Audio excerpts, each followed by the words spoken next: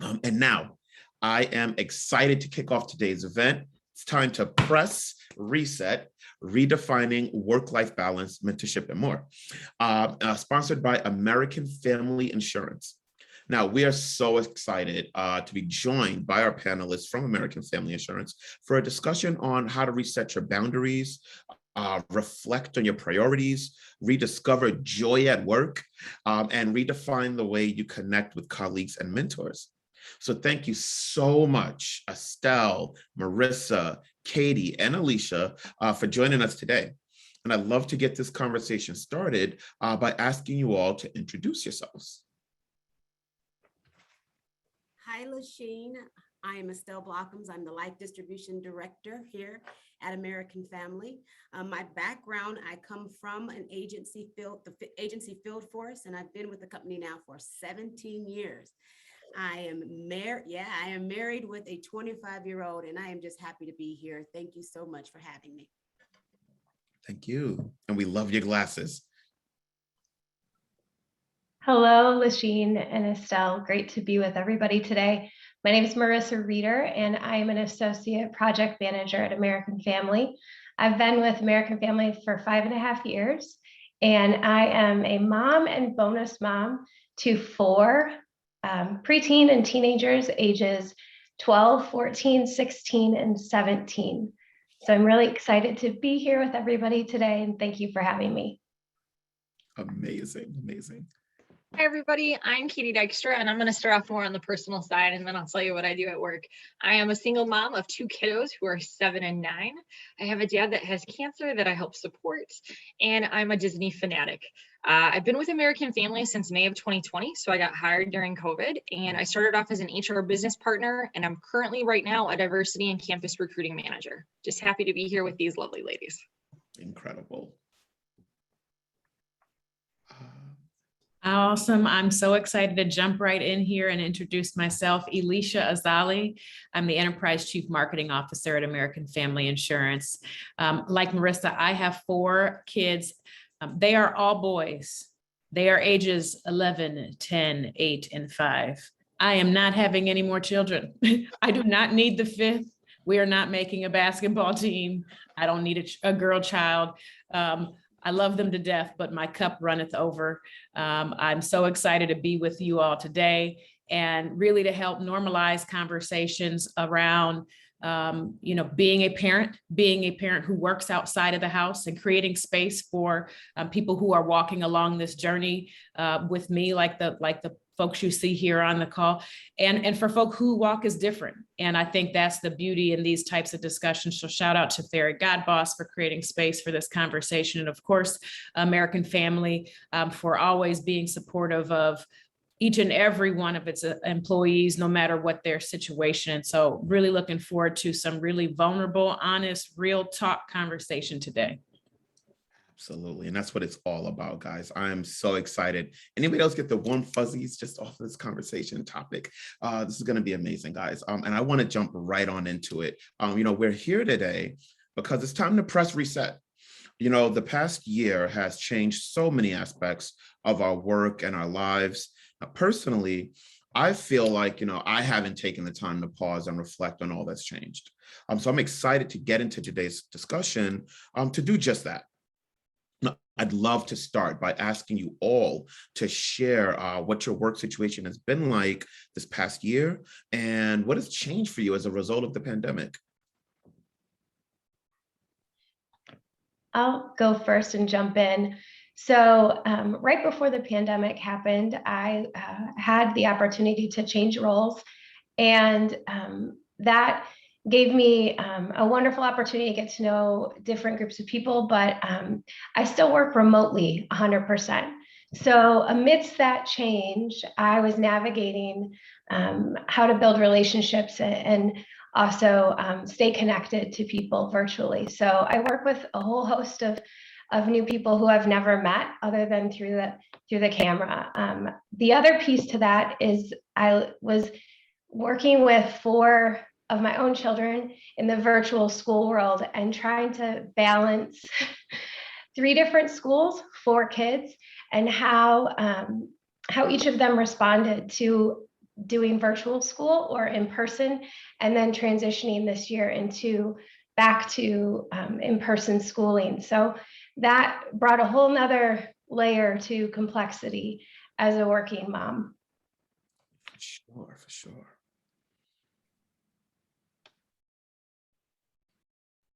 Sorry, I couldn't find my mute button.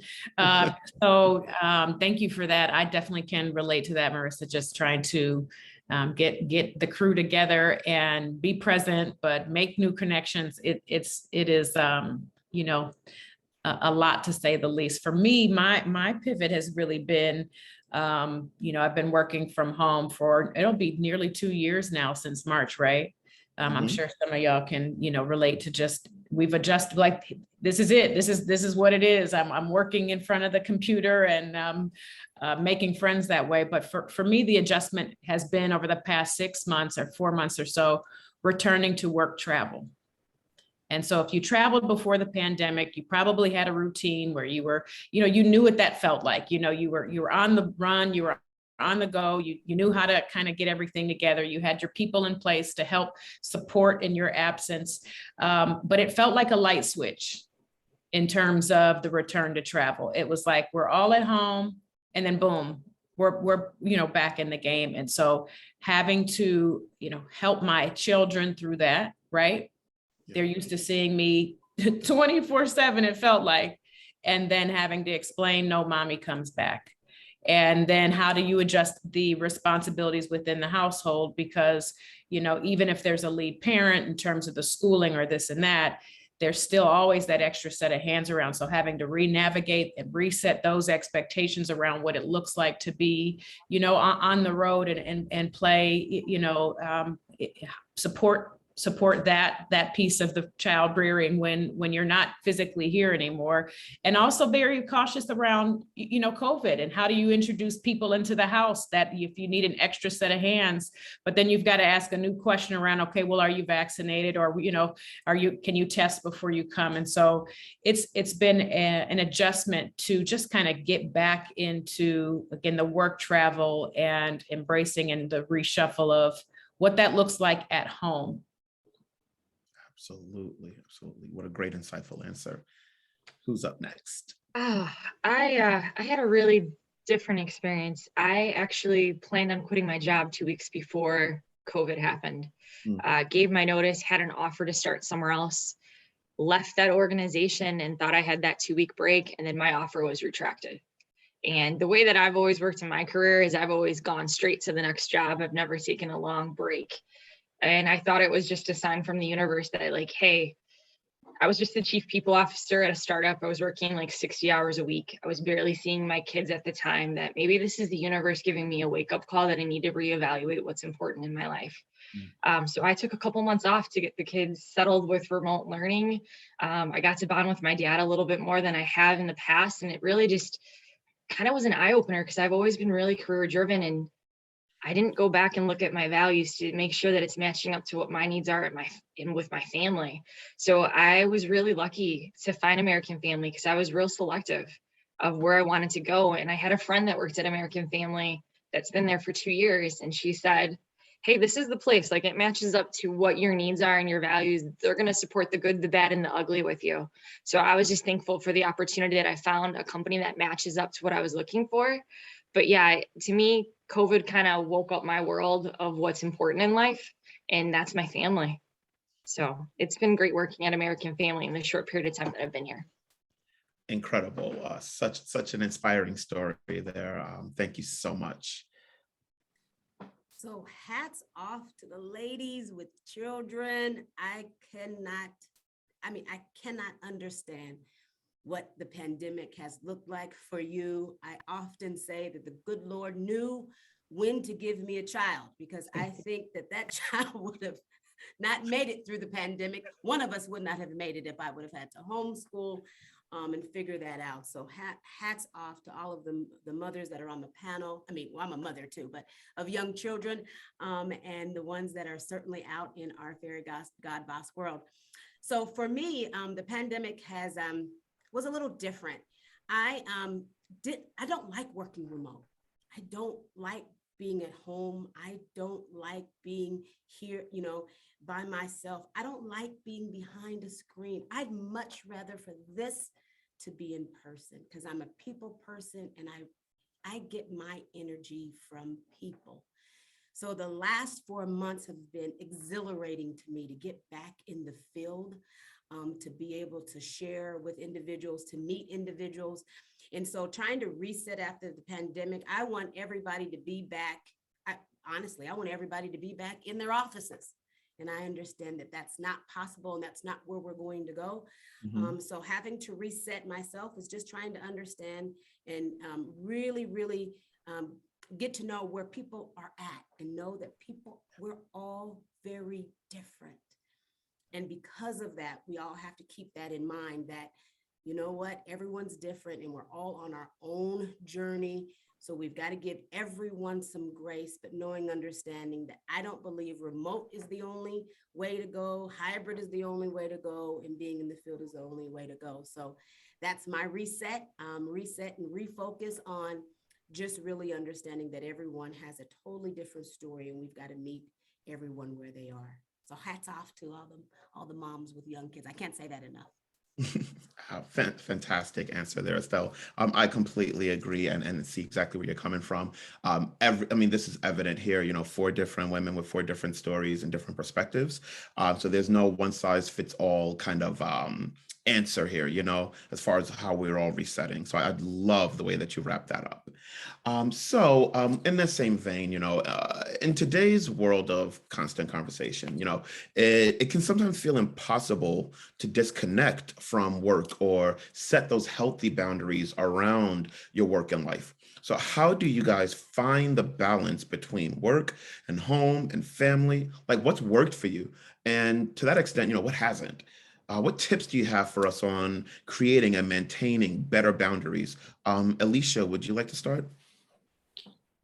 Sure, I'll get us started, but I know, like Estelle mentioned, there's no right answers to this question. I think I've been asked 1,000 times. I've heard it answered 1,000 times. So I will offer my take, and I'll use an analogy. And I don't know if you guys have seen, Spotify does those like year-end music reviews, and it shows you like what you've been listening to all throughout the year, right? And I have found that most lists are pretty different. There's some country in there. There might be a pop song. There's hip hop. It's not the same music all the time. And it's flexible and it's dynamic. And the similarity to me around creating space for your boundaries and work and life is kind of like that. At some moments, you're going to be 100% focused on work, right? Like right now, I am all in. I am present on this. And that might be one type of music. And you're into it and you're passionate. But there might be times where you might need to hear a gospel song and switch the type of music that you're listening to for that moment. And that might, in this environment, mean I need to be all in on my children and give them my undivided. And then I might need to switch again and be the bomb wife, right? And so I'm putting Beyonce on and I'm switching the tone. But when I'm in that zone, that's the energy I'm giving, right? And so, you kind of have to, you got to be present for each of the roles that you play, but you also have to be dynamic and flexible and give yourself grace for not being the perfect thing at every moment, at every second of the day, because you can't. And to the extent you are able to give yourself that grace and prioritize the role that you are playing in that moment, that has allowed me to just really, again, to kind of let go some of that guilt and stress about not being able to be all things to all people all the time. Ooh, incredible. I love it. Love it so much. So true. I think the key that you said is being present in that song that you're supposed to be. And some of the ways that I've started to do that is just, I had a commute, right? So when I was driving into the office, I used my commute to kind of decompress, get in the mindset for my family. Now I'm at a desk in my house. My kids are already home from school because they get home at 2:30. Like, how do I, when I shut down at 5:30, how do I make sure that I'm present for them? And so one of the things that I started doing is just in the last 24 hours, I write what I'm grateful for. I have a book at my desk. I write things that went great at work or things that have just gone on in the last 24 hours. And I'm grateful that I had that opportunity to make it happen. And it just makes me feel good about where I'm at in life. Because again, I know all of us have been in where you're in meetings all day, one after another, and it's just hard to focus about what has gone right today.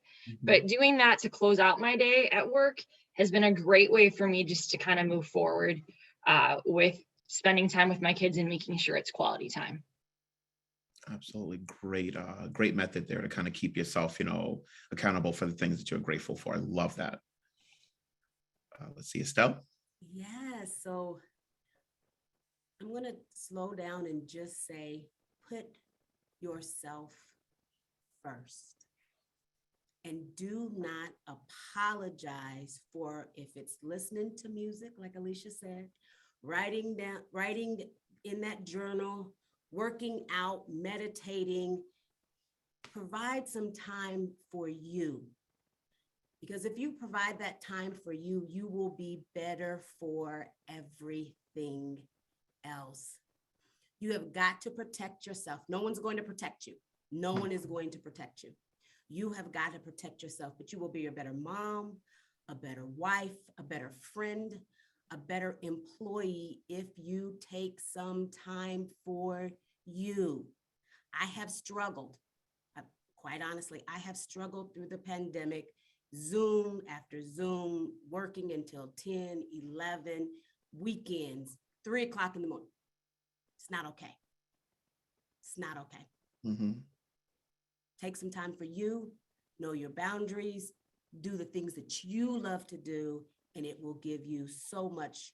And then you can give that to everyone else. Estelle, I love that. What it reminds me of, if you guys remember when you get on an airplane and they say, if the oxygen mask comes down, you put it on you first, and then you take care of the rest of the people. And I think that's what self-care, right? In order for you to take care of others, you got to take care of yourself first. Spot on. Absolutely. Love it. So now shifting gears just a tiny bit here.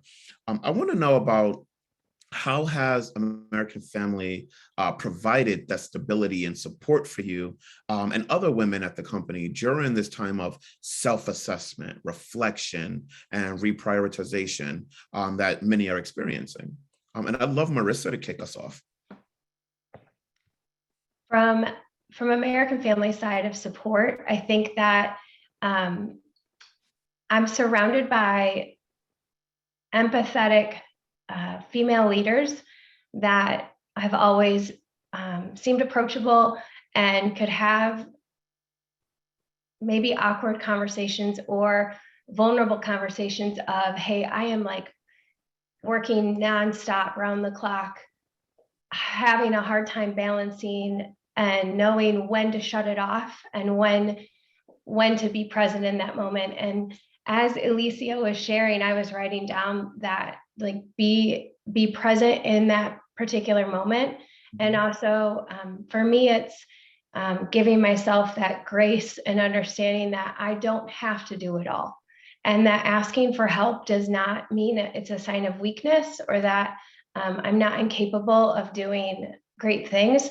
But with that, it's a matter of being intentional with some boundaries that I set for myself and also saying no sometimes. And so I think that within American Family, I'm able to share that with who I report to.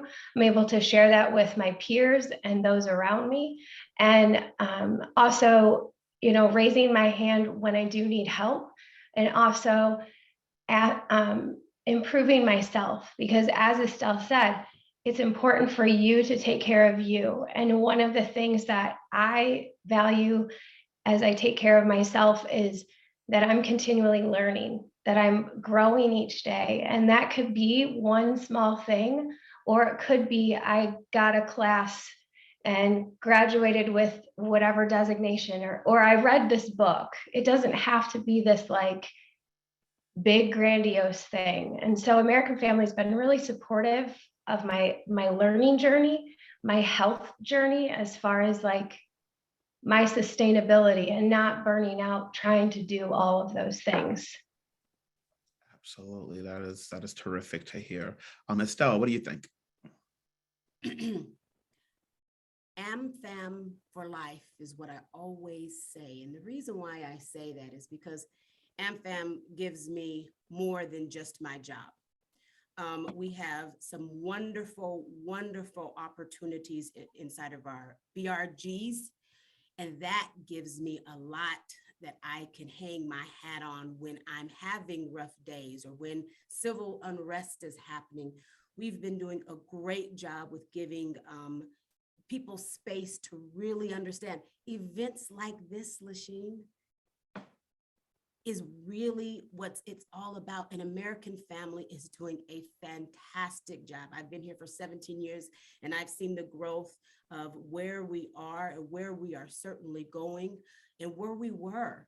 And so when I think about the support in which they give to us as women, and understanding that they value, American Family values its women.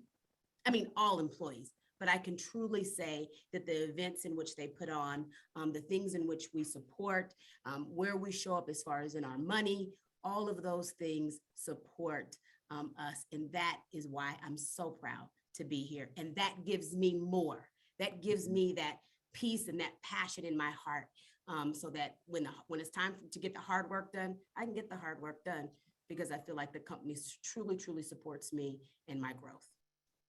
Absolutely. That is fantastic. And again, you can just see and hear the passion in each of your answers.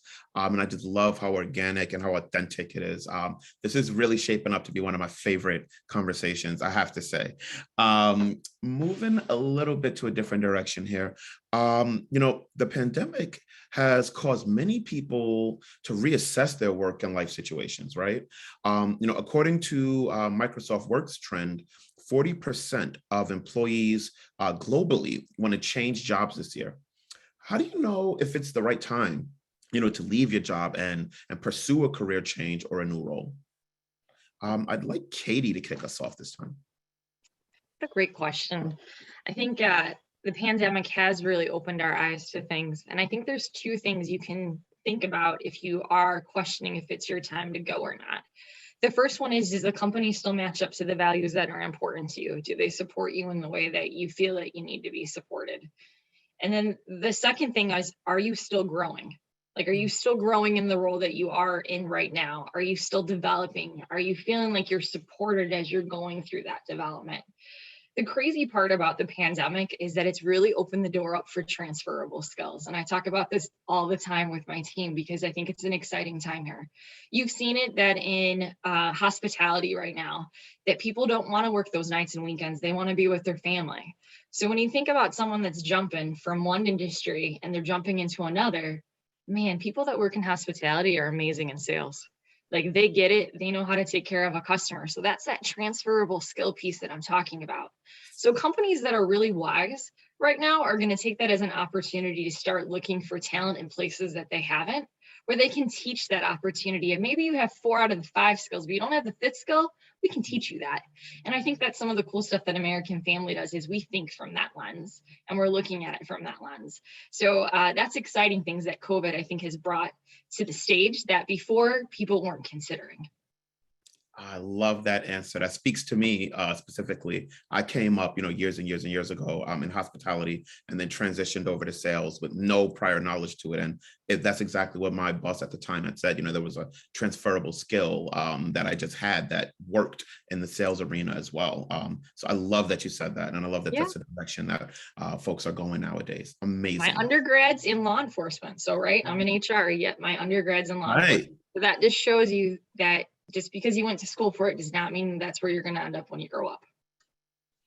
If I could add to that, I'm a living proof of making that change. So prior to joining American Family, I was a formal education educator for middle schoolers for over a decade. And so it was a big shift for me to leave the classroom and join corporate insurance in a totally different industry. But what I realized is that the skills I had in the classroom and how I was interacting transferred completely to what I do now and how I support people. And that taking that risk and stepping into something new, yes, there felt to be uncomfortable times where I maybe didn't know the answer or doubted myself more than I should, but it was absolutely the right decision for me. And American Family is one of the best choices that I've made for myself. So if you are, curious, or you're wondering, I've been in this particular field for so long, or I've done this role for so long, I would encourage you to, really take that chance, believe in yourself, be open to what the possibilities could be, because this journey that I've been on with American Family has been so rewarding for me. And I just wanted to give that plug to anyone who might be thinking of trying something different. Fantastic. And it's always just so brave to, put yourself out there and try something different. So I commend anyone who's ever, taken that extra step, because you have to believe in yourself, and bet on yourself is what I always tell all of my colleagues, who are thinking about that. So next question here that I have for you guys is, we hear from our community that it can be challenging to ask for more flexibility, more opportunities, or a higher salary from an employer, especially when those conversations may be happening through a screen rather than in person. So what advice do you guys have for women who don't know how or are too nervous to ask, for what they need and deserve, in their current jobs or even in the interview process? Love that question, Lasheen. And my opinion, my thoughts are twofold. And again, welcome other thoughts here. The first one is getting really clear on what it is that you want and what works for you. And it sounds simple, but as I've mentored women and talked to women, a lot of times I get the question, well, what do you think I should do? Only you can answer that question. Only you know the type of flexibility you need. Only you know your worth. Only you know the fit of a company, the values of a team. You have to answer that question. And after you do that work, you speak your mind, even if your voice shakes. You ask the hard question. And in a virtual setting, think about it like this. You could have whatever your script is on the screen and they wouldn't even know it to boost your confidence. So do the work to understand what it is that you need for you, and then speak it loud, even if your voice shakes, because that is what courage is. And you have everything you need to get what you want. Love it. Oh man, I love it. I love it. And Alicia is so right. Be prepared, be ready. Here's just a little bit of a different perspective. There's certain things about us that are just us. And what the pandemic has done, putting us behind a screen where we look at ourselves constantly, we often wonder, what's my hair doing? What's my lips looking like? What, So you kind of get all kind of caught up in how you're showing up, how they're looking at you. If you're looking, hey, get on a couple of Zoom calls with a couple of girlfriends, try to figure out what the background looks like. Figure out the lipstick that's going to make you bold and, fierce. Fierce is the word. So that it's an opportunity to ask what you want, do those little things that's going to give you that confidence to say, I am all that you want. I should be picking you. Mm-hmm. So with that, because you bring something that no one else can bring. Believe that, understand that I don't care who's in that boardroom. I don't care who's on the team with you. You bring something that no one else can bring. Do not be afraid. Do not be afraid to want to be paid for that at all, or Absolutely. appreciated for that. Absolutely. Okay. Powerful, powerful words there. Something that just should resonate with everyone listening in right now. That was phenomenal, both of you ladies. Thank you so much. So I wanted to talk about, kind of redefining how you connect with colleagues. At this point, many people have been working remotely for almost 2 years, as we mentioned a little earlier. Myself, I haven't met, I don't know, maybe 97% of my coworkers in person yet. I haven't met them yet. And while video meetings and remote work have proven to be effective, I think many are missing the personal connections and the ability to collaborate shoulder to shoulder with their colleagues. Now, how have you been able to build relationships in today's dispersed work environment? And I'd love Marissa to kick us off. What a great question. So there's two pieces that I kind of keep in the back of my mind. One is to always be your true self. So who you see in this camera is really who you're going to get in person. So I want to know things about you. I want to know about your kids. I want to know about your past work experiences, or what motivates you from a professional level. What hobbies do you like to have? And it is truly for me to understand and be relationship focused.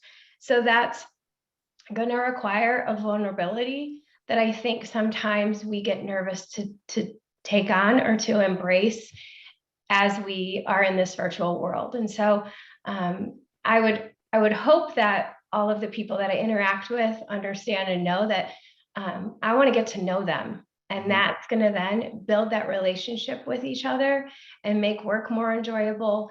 And then aside from that, I'm also willing to share with them when things are hard and when things are good. And that can be at the beginning of a meeting, or it can be saying, hey, can we get like a virtual coffee before the workday starts, or have a beverage at the end of the day, or does anybody watch this TV show? Because I love this show and I really want somebody to talk about it with.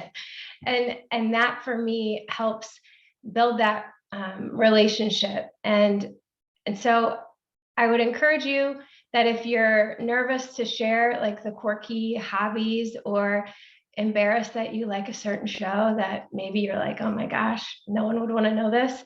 Yes, they would. And that's how you build team and community, and be willing to show a vulnerability that maybe wasn't there before. Absolutely. And for the record, my embarrassing show would be 90 Day Fiance. I can't get enough of it. Oh, I love it. That's awesome. I would love to hear your input, Katie. I think it's building like a safe environment. Like you were saying, Marissa, like that my team or whoever I'm interacting with feels comfortable about bringing their whole self to work. So I will tell the embarrassing stories of things that are going on at my household. I will let people know when I'm not probably having the best day and that I need some support. The other piece that I've started to focus on, again, because I started this job in a remote setting, is how do I build my circle? So I've started to really find 5 or 6 people that I can call up instantly and I know they're going to answer, that I can ask for guidance, or that I can vent, or I can tell them some exciting news that just happened personally or professionally. So having that circle has really helped me, because I am very much an extrovert, just like Estelle. And so I've struggled in the remote environment of how do I still build those genuine relationships? And again, I think that's bringing me to work, the good, the bad, and the ugly. So you're going to hear all kinds of things, but I know I'll be there to support you, and vice versa. Absolutely. That is tremendous. Love it. Someone put in the comments, find your tribe. And I love that phrase so much. So let's see here. I'd also like to discuss a little bit about, redefining how you connect with mentors.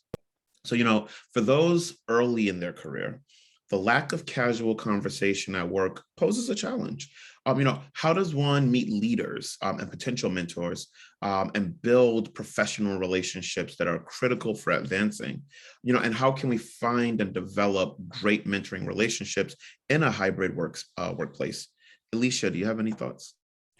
Sure. And I'm a believer in that you can really learn from anyone. And so when I think about mentors, I think about it in three different ways.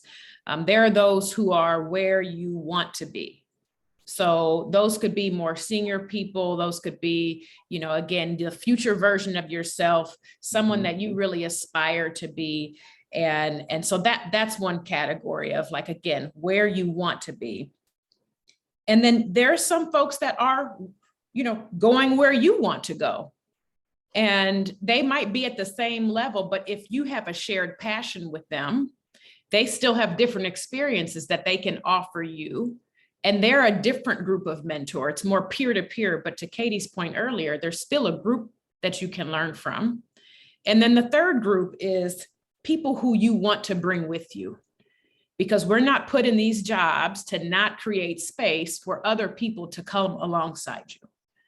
And so in any of those three groups of people, it all comes back to what we've been talking about today, which is humanity and being yourself. Mm-hmm. And even through a screen, you can catch a vibe on that's my person.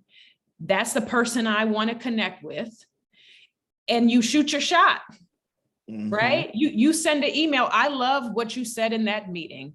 Do you have 15 minutes? Because the good news is most of us are still sitting in our little space and would love to break up our day of Zoom meetings with a casual coffee talk about what it means to raise 4 kids and work and be married, right? And so use the hybrid world to your advantage in terms of just connect with somebody, human to human, person to person, on something that, is authentic and vulnerable to you. But I would just ask that you not think of mentors just as the group that is where you want to go. Mm-hmm. Think about them also as the group of where people who are going with you and people who you need to bring along on that journey. Now that's what I'm talking about. That last piece right there, that people don't think about, who you're with, going with you on that journey, and then who you're bringing with. Oh man, that is phenomenal. What a great perspective. Thank you so much, Alicia. Katie, what do you think? So I was really lucky. My first job or internship was at Walgreens.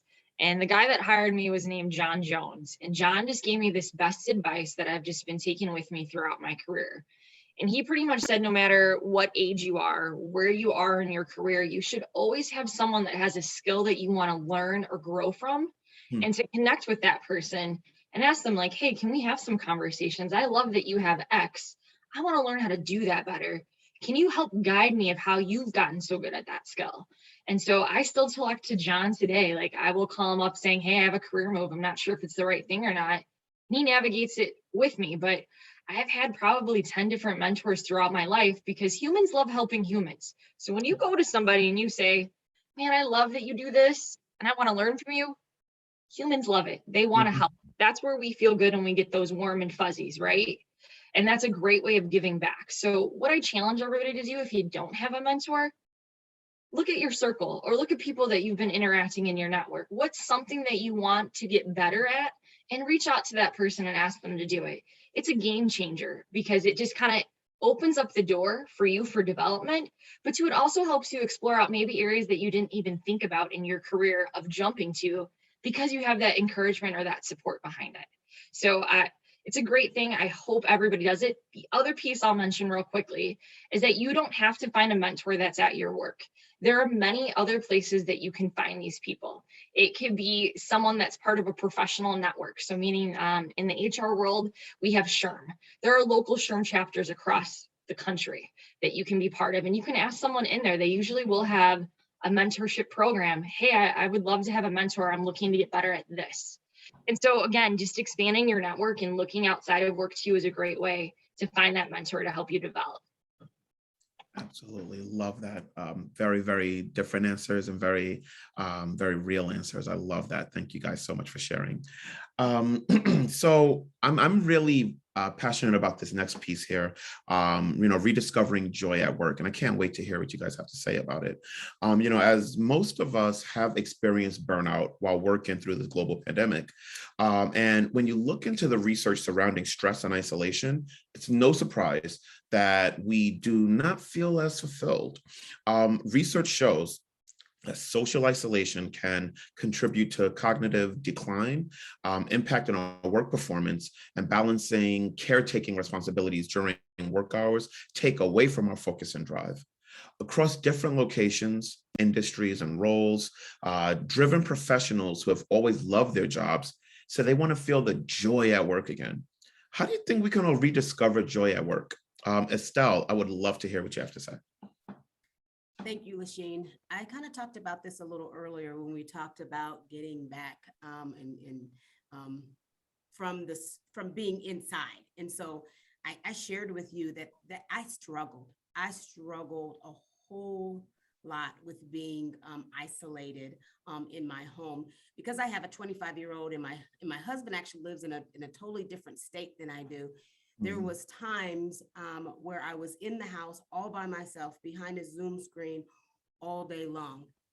Honestly, and to be completely vulnerable, I just was kind of losing myself in the process. And so if you know me, I like to work out. I like to be around people. I'm highly energetic, and I cannot stay in the bed all day on a Saturday. Can't do it. Because that's just me. And so as we've had to figure out our new way of working, I had to have some really good conversations with myself on where is that joy? Where do I get it from? In creating that space for me.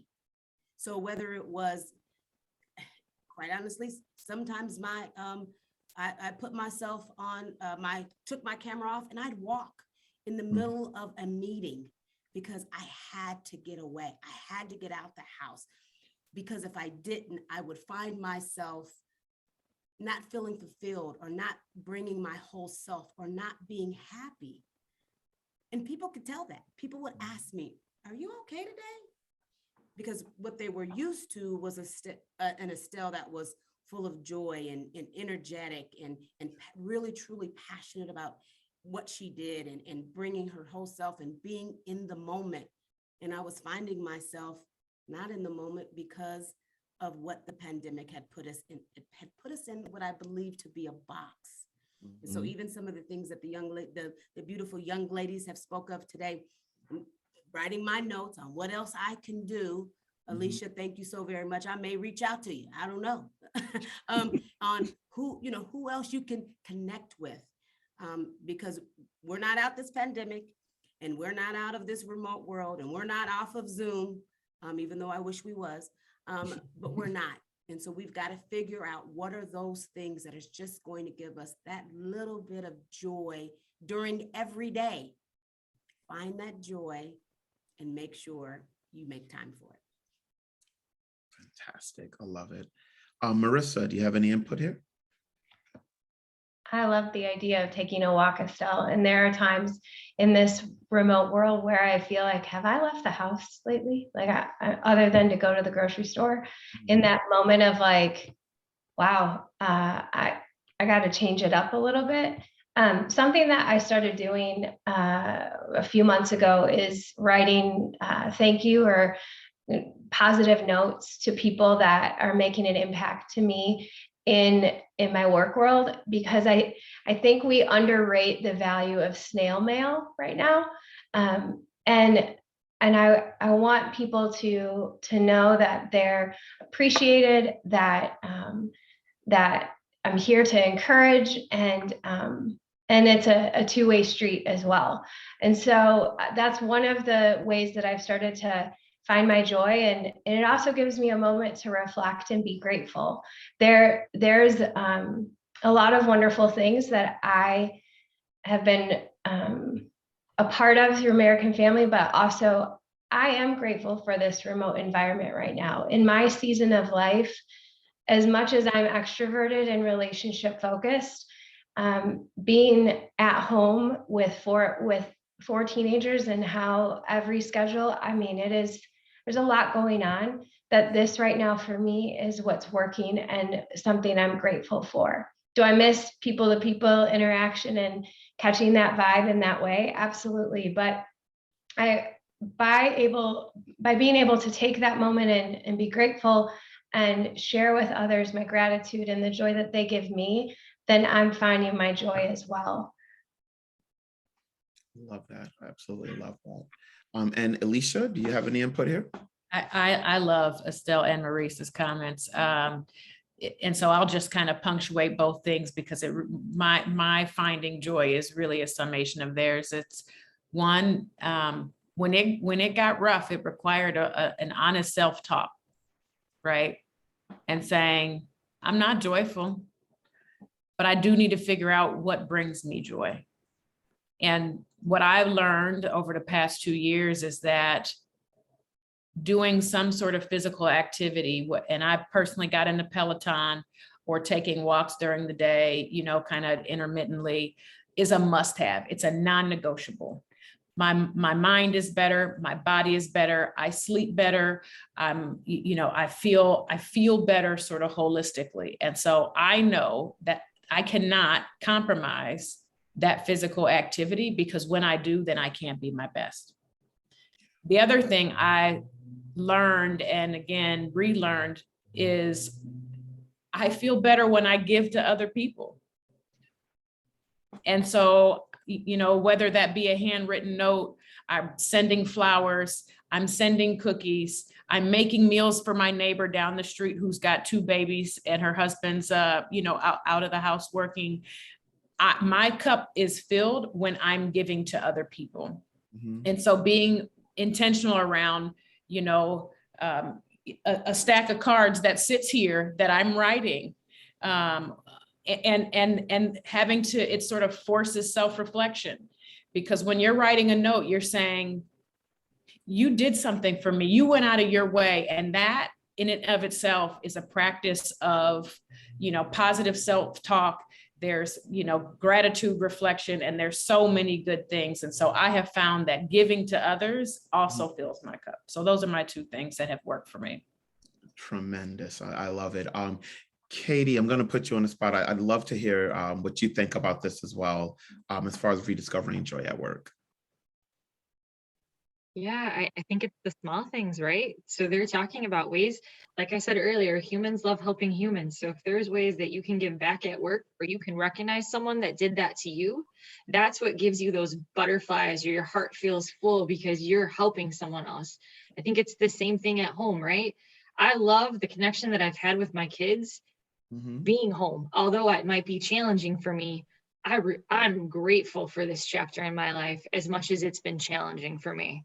And I can relate to so many of the ladies saying there was dark places at times when I felt like my cup wasn't full. And I literally had to dig in deeper of what do I need to do for me so I'm more present for my team at work, at home. Again, I think everybody in chapters reevaluates life. But I think being gracious for where you are and the lessons that you're learning and applying it is really what makes you look back and say, man, I've grown a lot in the last 2 years. And I'm thankful that this happened to me, that I went through that challenge and I was resilient. Mm-hmm. Absolutely. And discovering that you're resilient, that's where the character gets built. It's what you do after something major happens to you. It's that next step, I always say, that kind of defines what kind of character you have. And I just love this conversation and where it's going. I do want to open up the Q&A for the audience listening here. If you guys have any questions, we have a little under 10 minutes left. But if you have any questions, rather than using the chat option, use the Q&A option on the bottom of your Zoom screen, and I'll be happy to relay. We do have one in already, and this one is just for anyone to answer. So if you have an answer for it, just shout it on out. So what is a good way to set boundaries with your employer? Is it appropriate to say, I'm available between 8 and 5, but after that, I don't do phone calls, emails, etc.?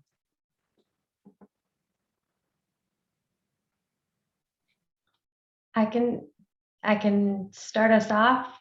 One way that I think having that courageous conversation and setting the expectation is the first step. And then, setting your email auto reply or sharing with your team when you are available. But it speaks to earlier when Alicia said, be present in where you're present in that moment. And the other piece I would have for you as far as having the conversation and setting those boundaries is that there will be times of flexibility that maybe the email does need to get answered, or the phone call does need to happen, but it's sharing with them, this is when I'm able to give this to you, and this is when I'm giving it to my kids and to my husband or my partner or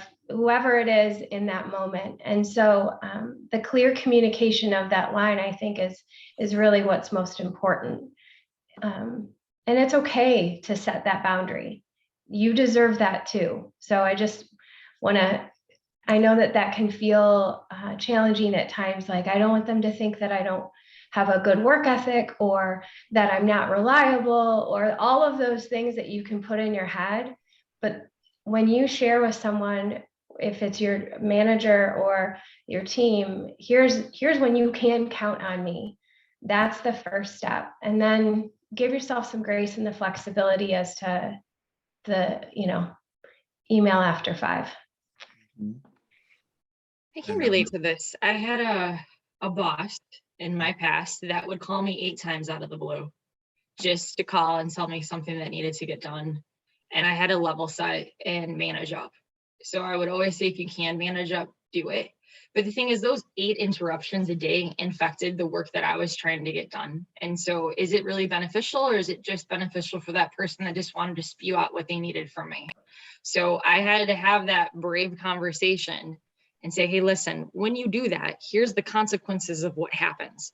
Is there any way that we can maybe do something different? And throwing out that if they were open to trying something else. But I think if you don't say what you need, or if something is going wrong, you will continue to live in that chaos until you are brave enough to speak up and let them know your boundaries. And I get it.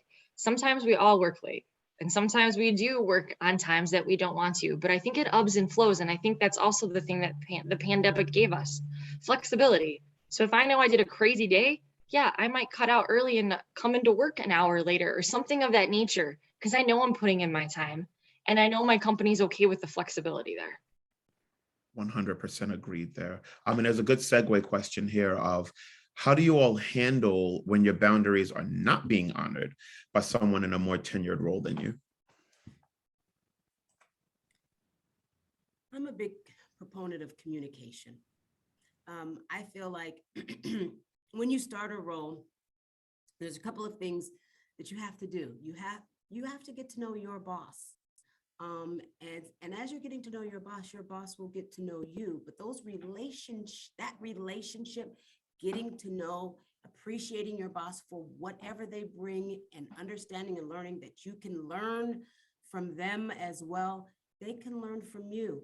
But if you don't start with good communication, good, honest communication, when you start the position, having some, good, what inspires you, how you work, how they work. So you're both setting expectations around what the workday will certainly look like.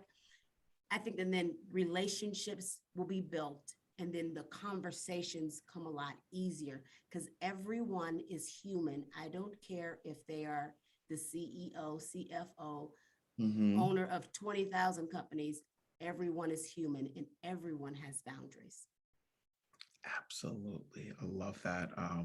And then the last question we have here, with 4 minutes to go, is, when you see a colleague, a work colleague out of sorts, how is it best to share the good habits and lessons you've learned to get that work-life balance?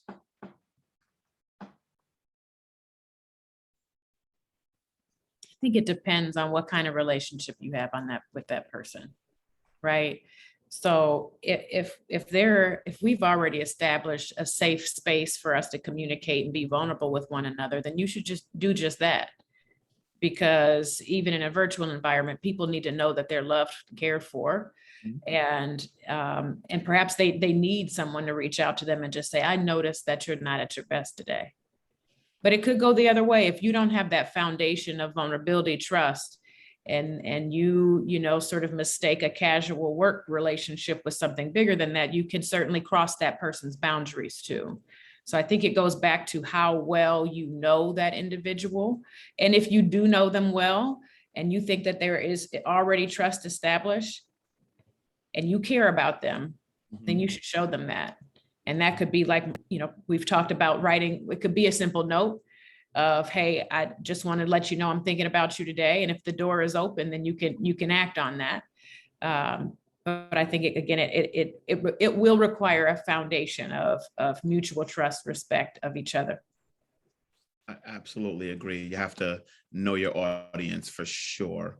And then final question, how did you overcome a challenging situation in your current or previous roles? And what did you do or say to yourself to get over the hump? Like, what advice would you give to others that happen to self-deprecate?